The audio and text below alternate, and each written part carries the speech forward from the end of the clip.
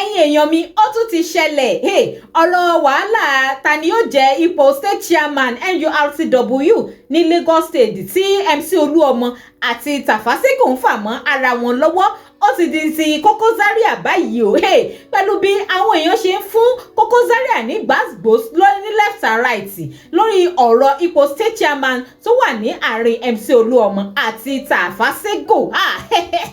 Koko Zaria fúnra ẹ̀ ti fi ẹnu ara ẹ̀ sọ́rí wípé ọ̀rẹ́ ìmùlẹ̀ ni òun àti MC Oluomo páwọn dẹ̀ ti ń bá ara wọn ṣe bọ̀ báyìí ó ti lé ní 40 years. ẹ ti wà ń sin more than 40 years 40 ṣá tàti wà 40 tàti wà ó dẹ̀ àjọ ń wà so ọlọ́dẹ ń gbé wa sókè so èyí pé àjọṣe wa pọ̀ lóun jẹ́ kó bàjẹ́. ṣùgbọ́n ṣàdédé la rí tí Koko Zaria tí ó yà bàrà kúrò ní ẹ̀yìn MC Oluomo tó bá Tafa Sego lọ nígbà tí ọ̀rọ̀ ipò state chairman tó di fàùnfà láàrin MC Oluomo àti Tafa Sego láti ìgbà yẹn la sì ti rí tí Koko Zaria tó ti ń gbé ọ̀rọ̀ Tafa Sego lórí bí ìgbà wípé ó jù bẹ́ẹ̀ lọ kódà ó fi ń pẹ́pẹ́ MC Oluomo ní gbogbo opportunity tó bá ti rí ni láì wo tàtẹ̀yìnwá láì wo ibi tán ti jọjọ́ ń bọ̀ kí wá ni àwọn èèyàn sọ nípa ìwà tí Koko Zaria ń wù yìí nítorí wọ̀tọ̀wọ̀tọ̀ tí wọ́n ń fún un ní abẹ́ comment section kan ní under post ẹ̀ ó lágbára gidi gan ó le koko.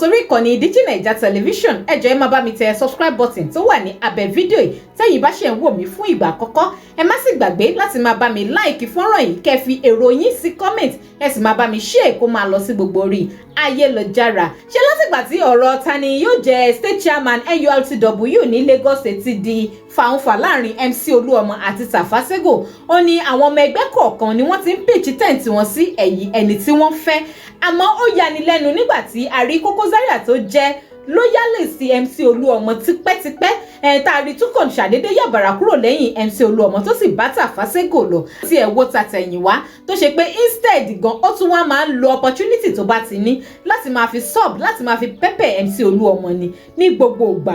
ṣùgbọ́n eléyìí tó ṣe recently yìí ó dàbí gbà wípé kò bá àwọn èèyàn ní ara mu rárá nígbà tí ó post picture Tafa Sego sí orí Instagram page ẹ̀ tí tó sì title ẹ̀ ní 01 ní a lot of commenters náà bá bọ́ sí under comment post yẹn náà bá bẹ̀rẹ̀ sí ní fún Koko Zaria ní oríṣiríṣi wọ̀tọ̀wọ̀tọ̀ àwọn wọ̀tọ̀wọ̀tọ̀ yẹn lágbára tó ṣe wípé mo ní láti kà á síta fún ẹ̀yin èèyàn wa kẹ́yìn náà gbọ́.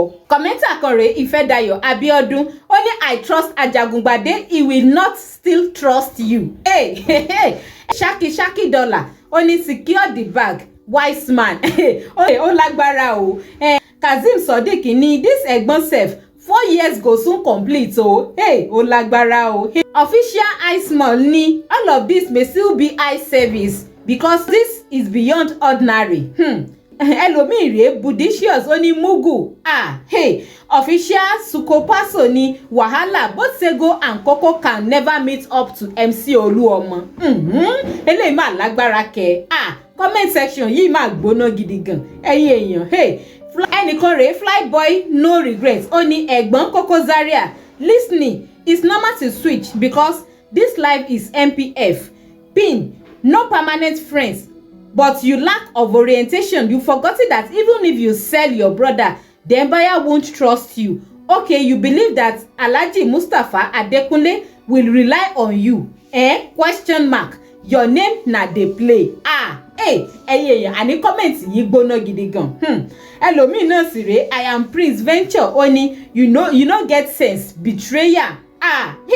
Surek Liberty ní you no post MC Oluomo again bad belle. ó mà wá lágbára kẹ ẹ̀yin èèyàn. Kazeem Kayode 60 ó ní that's how you were praising MC then. Say a lot of things about him but level have changed. Ojú ayé. Ẹ̀yin èèyàn. Kí lẹ̀yin ní sọ̀rọ̀ rí ẹ máa bá mi sọ sí comment o. Torí comment section under post Koko Zaria ó gbóná gidi gan. Different gbàgbós ní left and right làwọn èèyàn fún Koko Zaria ó lágbára. Abolore Àṣàkẹ́ ó ní Ajagungbade no action like king Mr. Koko ọlọ́tẹ̀ ẹ̀yin èèyàn ẹ gbọ́ ṣé lóòótọ́ ni pé ọlọ́tẹ̀ ní Koko Zaria ọ̀rọ̀ yìí lágbára o ẹ máa bá mi fìdáhùn tí yín náà sí kọ́mẹ̀ntì o. Ìjọba Gúúsì ní Bami Sego don't trust him o eléyìí máa ga o Posh Mill Classic ni stop judging people you don't know what cause problem with between them. If MC is still chairman, when would you want Koko Zaria to become chairman too? Nobody know. Maybe after Sego, maybe now Koko Zaria is next. Stop insulting people online. Everybody is looking for what will favor us. I am my brother at Koko Zaria. Ṣé o lè ṣe pé ìdí rèé tí Koko Zaria fi tètè yà kúrò lẹ́yìn MC Oluomo tó bí ó wò wípé pé tóun ò bá tètè support Sego ń sì kí Sego gbàjọba lọ́wọ́ MC ìgbà wo ló tó fẹ́ kàn òun. Ṣé ó lè rí bẹ́ẹ̀ ṣé lóòótọ́ ni ṣó possible kó ṣe pé reason ẹ̀ nìyẹn.